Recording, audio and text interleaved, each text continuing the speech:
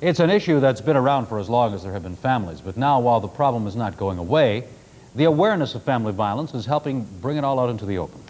We seem to hear about some form of family violence or spousal abuse each day. In fact, there's been an increase in reported incidents of spousal abuse in our region.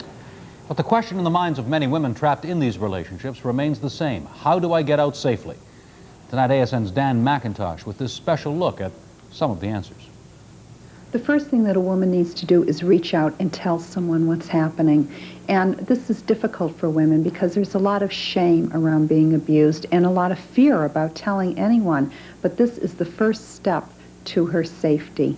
While telling someone about the abuse may seem like a simple first step, it's often the most difficult for women in an abusive relationship. You're confused, you don't know whether to believe him or not, and it comes to the point where you believe that you're losing your sanity. And that's the point when you realize that you have to go. Good afternoon, Chairman House, Flo speaking. Calling a women's shelter or related agency is one way to find protection. When a crisis situation occurs, it's the police who are called most often.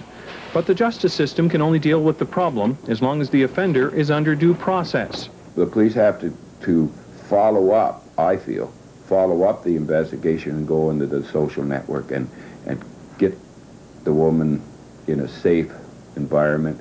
If the matter does go to court, victim services officers will help women understand the courtroom procedure to avoid feeling like victims all over again. We really provide the assistance to get people through the criminal justice system without experiencing more trauma. Statistics show that if left unchecked, the cycle of family violence can escalate to the point where leaving the relationship voluntarily is less of an option.